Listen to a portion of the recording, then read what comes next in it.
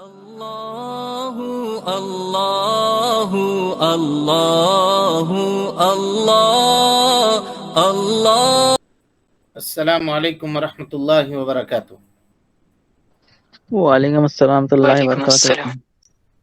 ان الحمد للہ نحمده ونستعینه ونستغفره ونعوذ باللہ من شرور انفسنا ومن سیئات اعمالنا، من يهده اللہ فلا مضل له ومن يضلل فلا هادي له، واشهد ان لا اله الا الله وحده لا شريك له، واشهد ان محمدا عبده ورسوله، اما بعد فان خير الحديث كتاب الله وخير الهدي هدي محمد صلى الله عليه وسلم، وشر الامور محدثاتها وكل محدثة بدعة وكل بدعة ضلالة وكل ضلالة في النار۔ محترم حاضرین، سامعین و سامعات، ناظرین و ناظرات، کتاب التوحید کے اس درس میں آپ تمام حضرات کا خیر مقدم ہے۔ اللہ رب العالمین ہم سب کے مل بیٹھنے کو قبول فرمائے، علم دین، علم نافع سیکھنے، اس کے مطابق عمل کرنے، اس کی دعوت عام کرنے، اور اس راستے میں آنے والی مصیبتوں کے اوپر اللہ رب العالمین ہمیں اور آپ کو صبر کی توفیق نصیب فرمائے۔ حاضرین و حاضرات، گزشتہ درس میں آپ کے سامنے استغاثہ غیر اللہ سے کرنا یہ شرک اکبر ہے، اس سلسلے میں گفتگو چل رہی تھی، اور باب کی آیت کریمہ امن یجیب المضطر اذا دعاہ ویکشف السوء ویجعلکم خلفاء الارض کے تعلق سے گفتگو آپ کے سامنے چل رہی تھی، اور بات مکمل ہو گئی تھی کہ اللہ رب العالمین نے خاص طور پہ آیت کریمہ میں مضطر کا، پریشان حال کا تذکرہ کیا، کیونکہ مشرکین جب کبھی پریشان ہوتے تھے تو اللہ رب العالمین کے لیے دین کو خالص کر کے صرف اللہ کو پکارتے تھے، اور جب اللہ تعالیٰ ان کو نجات دے دیتا، چھٹکارا دے دیتا، مصیبت سے ان کو نکال دیتا، تو پھر آ کر کے خوشحالی میں، مصیبت جب دور ہو جاتی، خوشحالی آ جاتی، تو پھر اللہ رب العالمین کے ساتھ وہ معبودان باطلہ کو شریک کرتے تھے۔ اسی لیے اللہ تعالیٰ نے یہ کہا کہ جب تم مضطر ہوتے ہو، جب تم پریشان ہوتے ہو، تو اس وقت اللہ کو پکارتے ہو، اور اللہ رب العالمین تمہاری پکار کو سن کر کے تم کو مصیبت سے نجات دے دیتا ہے۔ پھر جب تم نجات پا جاتے ہو تو پھر اللہ رب العالمین کے ساتھ دوسروں کو شریک کرتے ہو۔ جو مصیبت کے وقت تم کو نجات دینے والا ہے، وہ خوشحالی کے وقت بھی وہی تم کو نجات دینے والا ہے، کوئی دوسرا تم کو نجات دینے والا نہیں ہے۔ چلیے الحمد للہ وحدہ والصلاة والسلام علی من لا نبی بعد، اما بعد فاعوذ باللہ من الشیطان الرجیم، بسم اللہ الرحمن الرحیم۔ حدیث پڑھیں گے نا؟ جی۔ اور طبرانی نے اپنی سند سے روایت کی ہے کہ طبرانی پڑھیے گا مفیس۔ جی، اور طبرانی نے اپنی سند سے روایت کی ہے کہ انه كان في زمن النبي صلى الله عليه وسلم منافق يؤذي المؤمنين، فقال بعضهم قوموا بنا نستعيذ برسول الله صلى الله عليه وسلم من هذا المنافق، فقال النبي صلى الله عليه وسلم إنه لا يستغاث بي وإنما يستغاث بالله، رواه الطبرانی۔ نبی صلی اللہ علیہ وسلم کے زمانہ میں ایک منافق مومنین کو بہت ایذائیں دیا کرتا تھا، چنانچہ چند صحابہ نے مشورہ کیا کہ چلو آج رسول صلی اللہ علیہ وسلم کی خدمت میں حاضر ہو کر اس سے گلو خلاصی کے لیے استغاثہ کریں۔ نبی کرم صلی اللہ علیہ وسلم نے ارشاد فرمایا، دیکھو مجھ سے استغاثہ، فریاد نہیں کیا جا سکتا، بلکہ فریاد و پکار صرف اللہ تعالیٰ سے کرنی چاہیے۔ اس حدیث کو امام طبرانی رحمۃ اللہ علیہ نے ان کی کتاب ہے کبیر، اس کے اندر اس کو نقل کیا ہے، جیسا کہ امام حیثمی رحمۃ اللہ علیہ ان کی کتاب مجمع الزوائد کے اندر یہ لکھتے ہیں۔ لیکن جب طبرانی کی کبیر پہ ہم نے اس حدیث کو تلاشنے کی کوشش کی تو وہاں پہ یہ حدیث نہیں ملی، لیکن مجمع الزوائد میں حیثمی نے لکھا ہے کہ طبرانی کبیر کے اندر یہ روایت موجود ہے۔ بہرحال اس کے رجال جو ہیں وہ صحیح کے رجال ہیں، یعنی اس کے جو روایت کرنے والے لوگ ہیں وہ صحیح کے یعنی بخاری اور مسلم کے رجال ہیں، سوائے اس کے کہ اس میں ایک راوی ہیں ابن لہیعہ۔ ابن لہیعہ، وہ ابن لہیعہ جو ہیں وہ حسن الحدیث ہیں، حسن الحدیث ہیں اگر وہ عنعنہ نہیں کریں، اور اگر وہ عنعنہ کے ذریعے روایت کریں تو ان کو بعض محدثین ضعیف بھی کہتے ہیں۔ بہرحال ملا جلا کر کے حدیث جو ہے وہ حسن ہے۔ امام حیثمی رحمۃ اللہ علیہ نے اس حدیث کے بارے میں یہ کہا ہے کہ یہ حدیث حسن درجے کی روایت ہے، اور اس کو امام طبرانی رحمۃ اللہ علیہ نے اپنی سند کے ساتھ ذکر کیا ہے۔ یہ تو حدیث کے پائے جانے کے اعتبار سے اور اس کے سند کے اعتبار سے گفتگو ہوئی۔ اب حدیث دیکھیے، انہو کان فی زمن النبی صلی اللہ علیہ وسلم، جناب محمد رسول اللہ صلی اللہ علیہ وسلم کے زمانے میں ایک منافق تھا، اور منافق اب جانتے ہیں وہ شخص جو کفر کو چھپائے اپنے دل کے اندر اور اسلام کا اظہار کرے، یعنی زبان سے کہے کہ ہم مسلمان ہیں لیکن اس کے دل کے اندر کفر، شرک کی غلاظت، کفر کی غلاظت وہ پوشیدہ اور چھپی ہوئی ہو، یہ شخص منافق ہے۔ نبی صلی اللہ علیہ وسلم کے زمانے میں یہ منافق تھا تو صحابہ کرام رضوان اللہ علیہم اجمعین کو بہت ایذا دیا کرتا تھا، تکلیف دیتا تھا، چاہے گفتگو کے ذریعے، بات چیت کے ذریعے، کسی اور چیز کے ذریعے صحابہ کرام رضوان اللہ علیہم اجمعین کو یہ تکلیف دیا کرتا تھا۔ ایک سیکنڈ، ہاں، تو صحابہ کرام رضوان اللہ علیہم اجمعین کو یہ بہت تکلیفیں دیا کرتا تھا۔ تو لوگوں نے کہا کہ چلو اس منافق سے، اس کے شر سے بچنے کے لیے اللہ کے نبی صلی اللہ علیہ وسلم سے مدد طلب کرتے ہیں، استغاثہ کرتے ہیں اللہ کے نبی صلی اللہ علیہ وسلم سے۔ اب یہ کہنے والے کون تھے؟ ایک روایت کے اندر یہ تذکرہ ہے کہ کہنے والے حضرت ابو بکر صدیق رضی اللہ تعالیٰ عنہ تھے کہ چلو نبی صلی اللہ علیہ وسلم سے استغاثہ کرتے ہیں۔ اور علامہ ابن باز رحمۃ اللہ علیہ نے، شیخ الاسلام شیخ ابن باز رحمۃ اللہ علیہ نے یہ کہا کہ نہیں، اس کے جو کہنے والے تھے وہ اس حدیث کے جو راوی ہیں عبادہ، انہوں نے کہا تھا صحابہ کرام سے کہ چلو اللہ کے نبی صلی اللہ علیہ وسلم سے اس منافق کے شر سے بچنے کے لیے استغاثہ کرتے ہیں۔ بہرحال صحابہ کرام گئے نبی صلی اللہ علیہ وسلم کے پاس اور منافق کے بارے میں کہا کہ اللہ کے نبی صلی اللہ علیہ وسلم، یہ شخص ہم کو ایذائیں دیتا ہے، تکلیف دیتا ہے۔ تو آپ صلی اللہ علیہ وسلم نے فرمایا انہو لا یستغاث بی، مجھ سے مدد طلب نہیں کی جا سکتی، مجھ سے مدد طلب نہیں کی جا سکتی۔ اچھی بات ہے۔ یہاں کوئی چیز آپ کو کھٹک رہی ہے آپ لوگوں کو اس حدیث میں؟ جی، اتنے اس میں بولے کہ مدد طلب استغاثہ کر سکتے ہیں، کیونکہ نبی صلی اللہ علیہ وسلم حاضر بھی تھے اور قادر بھی تھے۔ یہاں پہ کیس منافقین کا ہے تو اس کے اوپر شاید نبی صلی اللہ علیہ وسلم قادر نہیں، اللہ عالم۔ بلا شبہ۔ اب کیسے ہوگا؟ کیا جواب ہوگا اس کا؟ ہم لوگ یہ طے کر چکے ہیں کہ اگر حاضر ہے، قادر ہے، اور ایسی چیز پہ استعاذہ کر رہے ہیں یا استغاثہ کر رہے ہیں جس پہ عادتاً مخلوق قادر ہوتی ہے، تو پھر یہاں اللہ کے نبی صلی اللہ علیہ وسلم سے جب ان لوگوں نے مدد طلب کی تو آپ صلی اللہ علیہ وسلم نے کیوں کہا کہ مجھ سے مدد طلب نہیں کی کرو؟ سمجھ رہے ہیں سوال؟ جی ہاں، کیوں کہا؟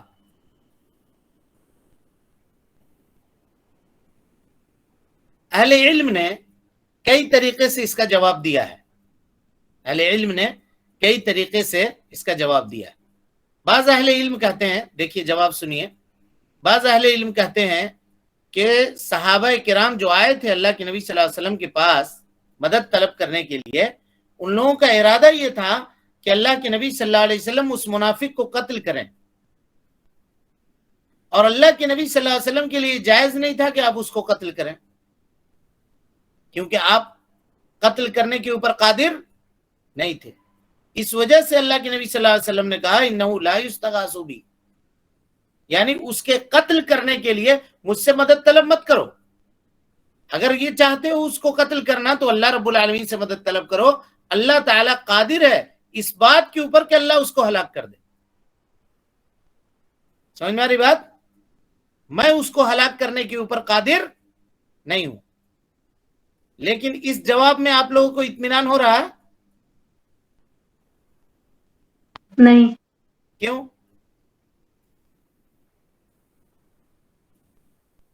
نبی صلی اللہ علیہ وسلم حاکم تھے، اگر آپ چاہتے تو اس کا قتل کا فیصلہ کر سکتے تھے۔ ایزا دینے کے اوپر قتل کرنا تو یہ حکم نہیں ہے ایسے کہیں۔ نہیں، منافق ہونے پر لیکن اس کا نفاق سامنے آئے گا تب نہ قتل کریں گے۔ اللہ کی اجازت ضروری ہے، اللہ کی اجازت ضروری ہے اس کے قتل کرنے میں، یہی ہے، سمجھ رہے ہیں بات کو؟ ماشاءاللہ، اللہ رب العالمین کی اجازت ضروری ہے۔ اللہ رب العالمین کی اجازت اس کو قتل کے تعلق سے نہیں تھی، سمجھ رہے ہیں بات کو؟ جی، اسی لیے جناب محمد رسول اللہ صلی اللہ علیہ وسلم نے کہا انہو لا یستغاث بی، مجھ سے مدد طلب مت کرو اس سلسلے میں۔ اس سلسلے میں مدد کس سے طلب کرو؟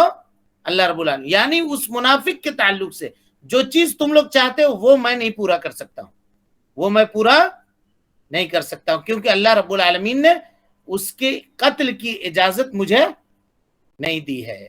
اس سے یہ پتا چلا کہ مخلوق جس چیز کے اوپر قادر نہیں ہے اس سے مدد طلب کرنا جائز نہیں ہے۔ پتا چلا یا نہیں چلا؟ جی، کیونکہ نبی صلی اللہ علیہ وسلم اس کے قتل کے اوپر قادر نہیں تھے، اس لیے آپ نے سیدھے منع کر دیا کہ مجھ سے مدد طلب مت کرو، مجھ سے مدد طلب مت کرو۔ اور بعض اہل علم نے یہ کہا کہ اللہ کے نبی صلی اللہ علیہ وسلم قتل پر قادر بھی تھے، تب بھی صحابہ کرام کو یہ ادب دینا چاہتے تھے کہ اگر انسان قادر بھی ہو تب بھی اللہ رب العالمین سے مدد طلب کرنا یہ اکمل، کامل، بہتر اور اچھا ہے، زیادہ اچھا ہے کہ تم کسی مخلوق کے سامنے جا کر کے جھولی پھیلاؤ۔ بہتر ہے کہ اللہ رب العالمین سے مدد طلب کرو۔ یہ تعلیم دینا چاہ رہے تھے آپ اپنی امت کے لوگوں کو، اور یہی وجہ ہے۔ دیکھیے غور کیجیے گا حدیثیں کس طرح سے آتی ہیں، دو طرح سے۔ ایک مرتبہ ایک شخص آیا نبی صلی اللہ علیہ وسلم کے پاس، اور آنے کے بعد اس نے کہا اے اللہ کے نبی صلی اللہ علیہ وسلم ما شاء اللہ وشئت، جو اللہ چاہے اور آپ چاہیں، جو اللہ چاہے اور آپ چاہیں۔ نبی صلی اللہ علیہ وسلم نے اس سے کہا اجعلتنی للہ ندن، کیا تم نے مجھ کو اللہ رب العالمین کا برابر بنا دیا؟ قل ما شاء اللہ، صرف یہ کہو کہ جو اللہ چاہے۔ سمجھ میں آ رہی بات؟ ہاں جی، جی، قل ما شاء اللہ، جی اس کو کہا کہ یہ کہو قل ما شاء اللہ، جو اللہ چاہے۔ اور ایک دوسری روایت ہے جس میں ایک شخص آیا نبی صلی اللہ علیہ وسلم کے پاس اور اس نے کہا ما شاء اللہ وشئت، اللہ کے نبی صلی اللہ علیہ وسلم جو آپ چاہیں، جو اللہ چاہے اور آپ چاہیں۔ تو نبی صلی اللہ علیہ وسلم نے کہا یہ مت کہو، کہو ما شاء اللہ ثم شئت، جو اللہ چاہے پھر آپ چاہیں، یعنی دونوں کو ایک ساتھ ذکر مت کرو، اللہ چاہے اور آپ چاہیں، اللہ چاہے پھر آپ چاہیں، پھر کا یہ لگاؤ، دونوں کو الگ الگ کرو، تب جا کر کے معاملہ واضح ہوگا۔ تو یعنی وہ یہ بتانا چاہ رہے تھے اللہ کے نبی صلی اللہ علیہ وسلم کہ شرک کے ذرائع یہیں سے کھلتے ہیں، لہذا ان تمام ذرائع کو، ان تمام دروازوں کو بند کر دینا چاہیے۔ اگرچہ مخلوق جس چیز کے اوپر قادر ہے اس سے استغاثہ جائز ہے، باوجود اس کے اس معاملے میں بھی اللہ رب العالمین سے استغاثہ کرنا کامل، مکمل، نافع اور انفع ہے۔ سمجھ میں آ گئی بات؟ ہاں جی جی جی ہاں۔ اب اس سے مصنف رحمۃ اللہ علیہ یہاں یہ بیان کرنا چاہ رہے ہیں کہ آج کل کے زمانے میں جو لوگ اسلام کی طرف اپنے آپ کو منسوب کرتے ہیں ان کا حال، اور نبی صلی اللہ علیہ وسلم کے زمانے کے جو منافقین تھے ان کا حال کتنا الگ الگ ہے۔ آپ اندازہ لگائیے کہ وہ منافقین یا وہ کافر لوگ یا وہ مشرک لوگ جو نبی صلی اللہ علیہ وسلم کے زمانے میں پائے جاتے تھے، وہ مصیبت، دکھ اور تکلیف میں اللہ رب العالمین کے ساتھ اللہ رب العالمین کی توحید کو خالص کرتے تھے اور خوشی میں شرک کیا کرتے تھے۔ آج کل کے جو منافق ہیں یا آج کل کے جو مشرک ہیں وہ خوشی میں بھی اللہ کے ساتھ شریک ٹھہراتے ہیں اور مصیبت اور پریشانی میں بھی اللہ رب العالمین کے ساتھ شرک کرتے ہیں۔ اور اس معاملے میں میں آپ کو پہلے بھی بتا چکا ہوں اور اب بھی اس بات کے اوپر میں مطمئن ہوں کہ وہ ان میں سے اکثر لوگ جو اس طرح کے شرکیات کے اندر مبتلا ہیں یا گرفتار ہیں ان کو حقیقت کا علم نہیں ہے، وہ صحیح بات نہیں جانتے ہیں، یا تو ان کے عالموں نے ان کو اسلام اسی طرح سے سمجھایا ہے یا وہ لوگ یہ سمجھتے ہی نہیں ہے کہ یہ کرنا عبادت ہے، بلکہ ان کے عالموں نے ان کو یہ سمجھایا ہے کہ دین یہی ہے۔ اگر ان کے سامنے جا کر کے دین اسلام کی باتوں کو کھول کر کے وضاحت کر کے تفصیلی طور پر توحید کو بیان کیا جائے، شرک کے قباحت کی وضاحت کی جائے، تو یہ وہ بعید نہیں ہے کہ اللہ رب العالمین کے فضل اور اس کے توفیق سے اللہ تعالیٰ ان کے دلوں کو بھی بدل دے گا اور وہ لوگ بھی دین اسلام کی واضح، صاف اور ستھری تعلیمات کے اوپر عمل کرنے کے لیے تیار ہو جائیں گے۔ لہذا ہم میں سے ہر شخص کے اوپر یہ واجب ہے کہ ہم توحید کی باتیں بیان کرنے کے لیے اپنی کمر کس لیں اور توحید کی باتیں بیان کرنے سے کبھی بھی نہ تھکیں۔ لوگوں کے سامنے اللہ رب العالمین کی وحدانیت کا، اللہ رب العالمین کی الوہیت کا، اللہ رب العالمین کی ربوبیت کا، اس کے اسماء اور صفات کا، اس کے توحید کے تینوں قسموں کا تذکرہ تفصیل کے طور پر کریں، اور توحید کے جو منافی چیز ہے شرک، اس کے بھی قسموں کے، اس کے بھی اقسام کی وضاحت تفصیل کے ساتھ لوگوں کے سامنے بیان کریں۔ چلیں مسائل۔ ایک، اس سے ثابت ہوا کہ دعا عام ہے اور استغاثہ خاص، بس استغاثہ کے بعد دعا کا ذکر کرنا عطف العام علی الخاص کے قبیل سے۔ بالکل، استغاثہ کیا ہے؟ خاص ہے، اور دعا عام ہے، کیونکہ استغاثہ کے اندر دعا بھی داخل ہے، دعا کے اندر استغاثہ داخل ہے۔ دعا اگر بولیں گے صرف دعا تو اس میں استعاذہ، استغاثہ، استعانہ، ہے نا، یہ سب آ جائے گا، یہ سب آ جائے گا۔ لیکن اگر استغاثہ بولیں گے تو ایک خاص قسم کی دعا جو مصیبت کے وقت بندہ کرتا ہے۔ استعانہ کہیں گے تو خیر کے کاموں میں مدد طلب کرنا ہوگا۔ استعاذہ کہیں گے تو کسی بری چیز سے اپنے آپ کو بچانے کے لیے پناہ طلب کرنا ہوگا۔ سمجھ میں آ رہی بات؟ جی لیکن ساری چیزیں اکٹھا ہوگی دعا کے اوپر جا کر کے، سب دعا کے اوپر اکٹھا ہوگی۔ اسی کو کہا باب العطفی، کیا ہے؟ خاص، باب عطف الخاص علی العام، عطف العام علی الخاص۔ ہاں، عام چیز کو خاص کے اوپر عطف کیا ہے۔ عطف کہتے ہیں واو کے ذریعے بیان کرنے کو، واو کے ذریعے بیان کرنے کو۔ چلیے، یہ کوئی خاص بات نہیں ہے، عربی کا نحو کا قاعدہ بیان کر رہے ہیں، آگے چلیے۔ دو، اس سے آیہ مبارکہ وَلَا تَدْعُ مِن دُونِ اللَّهِ مَا لَا يَنفَعُكَ وَلَا يَضُرُّكَ کی تفسیر بھی معلوم ہوئی۔ بالکل، اس سے دیکھیے، اس آیت کریمہ سے اللہ رب العالمین نے شرک کے جڑوں کو کاٹ دیا، ختم کر دیا۔ اس لیے کہ کوئی بھی پکارنے والا جی، اس کی پکار دو حال سے خالی نہیں ہوتی ہے۔ کوئی بھی پکار رہا ہے، دعا مانگ رہا ہے، تو اس کی دعا مانگنا یا اس کا پکار کرنا دو حال سے خالی نہیں ہے۔ یا تو وہ بیچارہ کوئی خیر طلب کرتا ہے، پکارنے والا یا کسی مصیبت سے نجات چاہتا ہے. اس کے علاوہ اور کوئی تیسری چیز ہے جی دعا؟ نہیں ہے. اور اللہ تعالیٰ کہہ رہا ہے نہ تو وہ تم کو نفع دے سکتا ہے نہ تم کو نقصان پہنچا سکتا ہے، نہ تمہاری پریشانی تم سے دور کرنے کے اوپر قادر ہے اور نہ تم کو خیر دینے کے اوپر وہ قادر ہے. تو کیوں پکارے گا پھر آدمی؟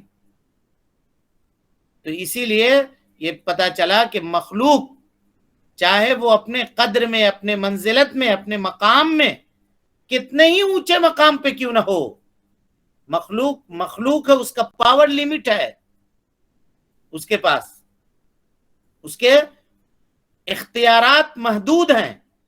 وہ آپ کو مستقل طور پہ فائدہ اور مستقل طور پہ نقصان پہنچانے کی طاقت نہیں رکھتا ہے، چاہے کتنا بڑا ہی کیوں نہ ہو، کتنے بڑے پوسٹ پر کیوں نہ ہو، کتنے بڑے عہدے کے اوپر کیوں نہ ہو.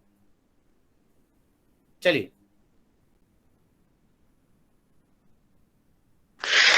3 غیر اللہ کو پکارنا اور اس سے فریاد کرنا شرک اکبر. اللہ اکبر. فَإِن فَعَلْتَ فَإِنَّكَ إِذًا مِّنَ الظَّالِمِينَ.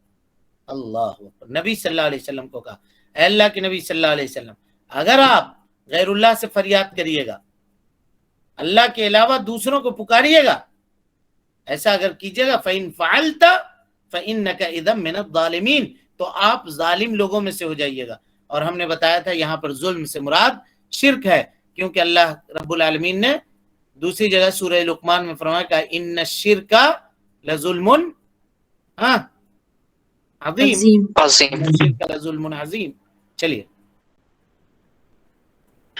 4 کوئی انتہائی نیک و برگزیدہ شخص بھی اگر غیر اللہ کو اس کی رضا و خوشنودی کے حصول کے غرض سے پکارے تو وہ بھی ظالموں میں سے ہوگا.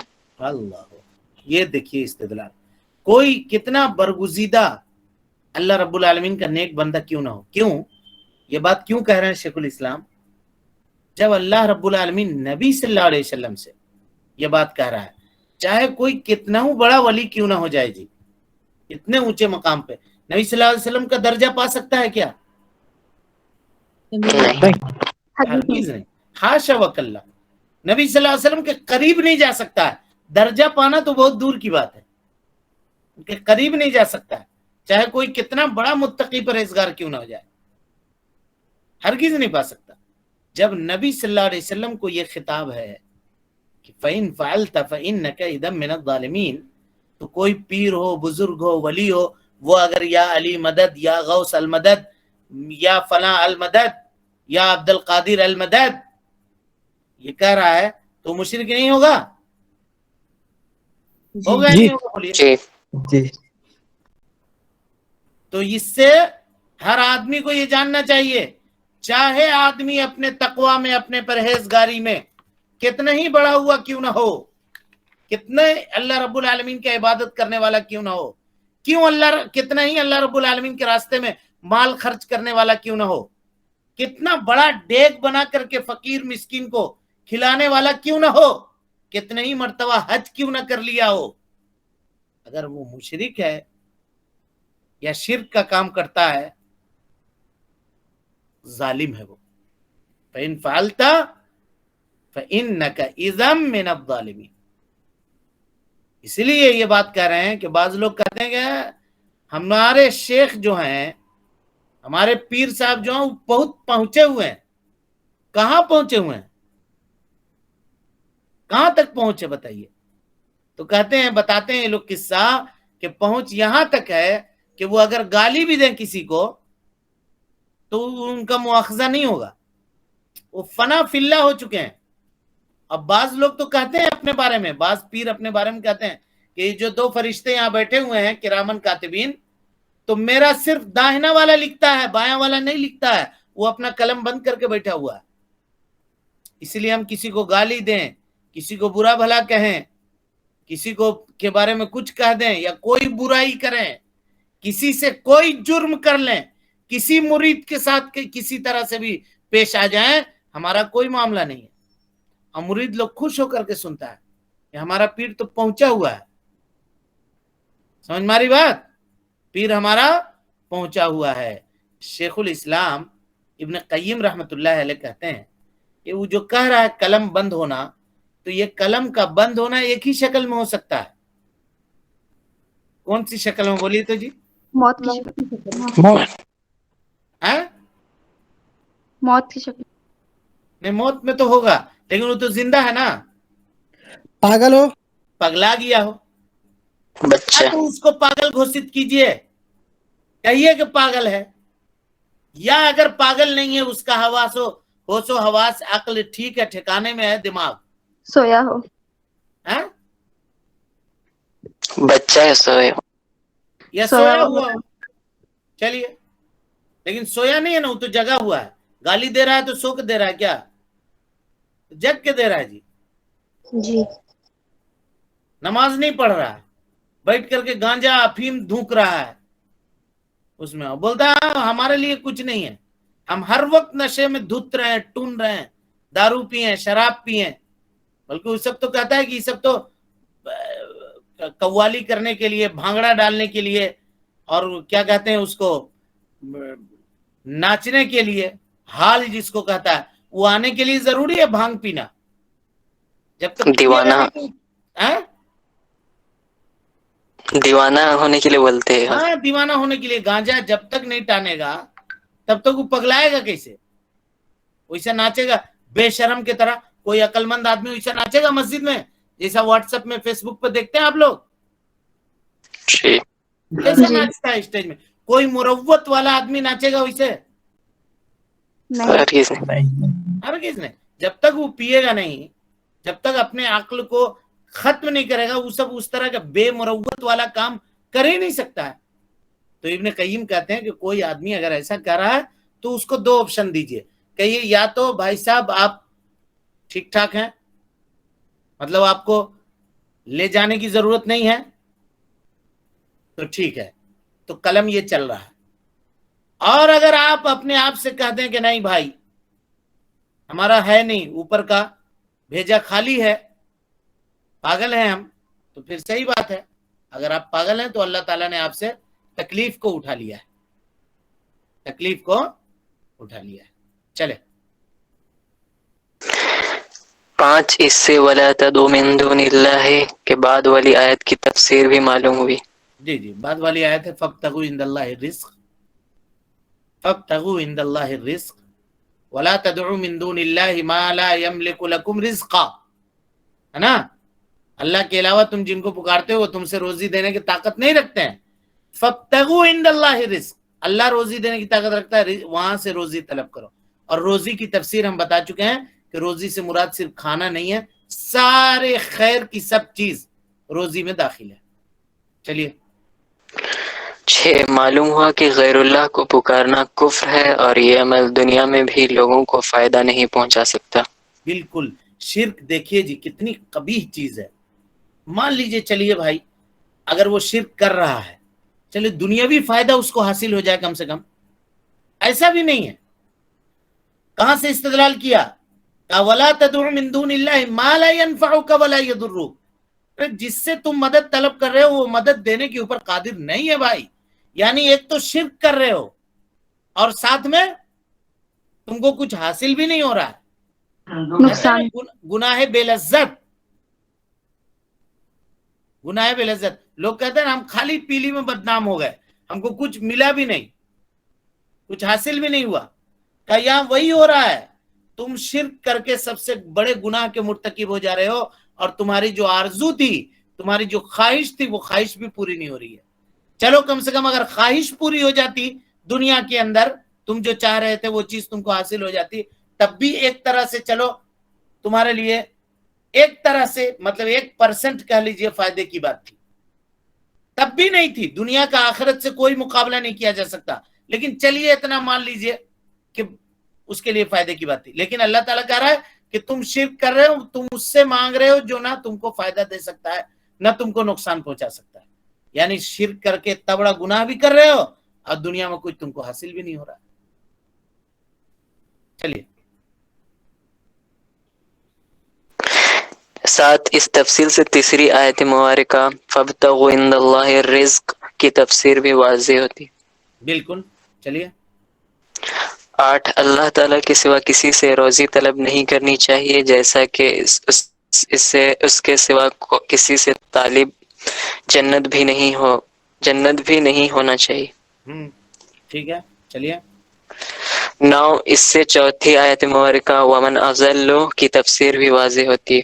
بالکل، ومن اضل ممن يدعو من دون اللہ، اور اس سے ہم نے استدلال کیا تھا کہ وہ آدمی مشرک ہے جو اللہ کے علاوہ غیر اللہ کو پکارتا ہے، کیونکہ ازل سب سے بڑی گمراہی مشرک کے ساتھ ہے۔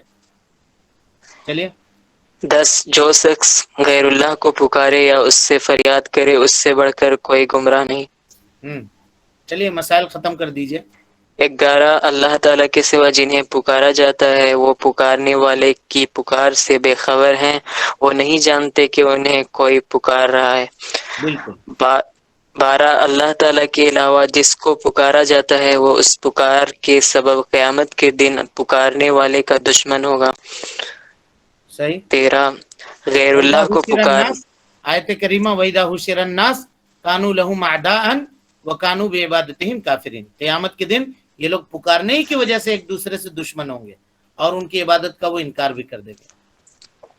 اور اسی سے ہم نے استدلال کیا تھا کہ پکارنا جی دعا کرنا عبادت ہے۔ چلیے 13 غیر اللہ کو پکارنا در حقیقت اس کی عبادت ہے۔ بالکل 14 وَكَانُوا بِعِبَادَتِهِمْ كَافِرِينَ وَإِذَا حُشِرَ النَّاسُ كَانُوا لَهُمْ أَعْدَاءً وَكَانُوا بِعِبَادَتِهِمْ كَافِرِينَ۔ چلیے جن کو پکارا جاتا ہے وہ قیامت کے دن اس پرستش کا انکار کر دیں گے۔ بالکل ٹھیک ہے۔ 15 غیر اللہ کو پکارنے کے سبب ہی وہ شخص سب سے زیادہ گمراہ ہوا۔ 16 اس سے 5ویں آیت امن یجیب المضطر اذا دعاہ کی تفسیر بھی واضح ہو جاتی ہے۔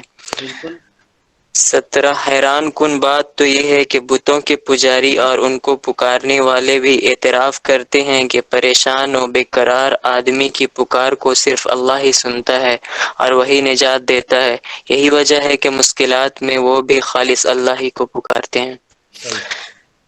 18 اس سے یہ ثابت ہوتا ہے کہ حضرت صلی اللہ علیہ وسلم نے مکمل طور پر پرچمن نے توحید کی حفاظت فرمائی اور امت کو اللہ تعالیٰ کے ساتھ انتہائی ادب و احترام کی تعلیم دی۔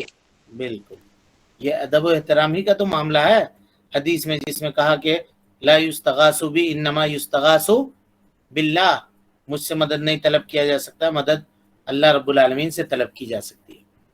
چلیں یہ باب مکمل ہوا۔ اب اس کے بعد اسی سے یعنی یہ تینوں باب سے استغاثہ، استعاذہ اور اس میں کچھ دعا، ان تینوں سے ریلیٹڈ ایک باب آ رہا ہے جو ان تینوں باب کا خلاصہ ہے نا۔ باب قول اللہ تعالی ایشرکون ما لا یخلق شیئا وهم یخلقون، جس کو ہم کل پڑھیں گے انشاءاللہ۔ اللہ رب العالمین سے دعا ہے کہ اللہ تعالی ہمیں اور آپ کو حسن عمل کی توفیق دے، ہماری اصلاح فرمائے، نیکیوں کو قبول کرے، سیئات سے درگزر فرمائے، جب تک زندہ رکھے دین اسلام پہ زندہ رکھے، اور جب اٹھائے ایمان پہ اٹھائے۔ آمین۔ وآخر دعوانا ان الحمدللہ رب العالمین۔ السلام علیکم ورحمۃ اللہ وبرکاتہ۔ اللہ اللہ اللہ اللہ اللہ اللہ اللہ اللہ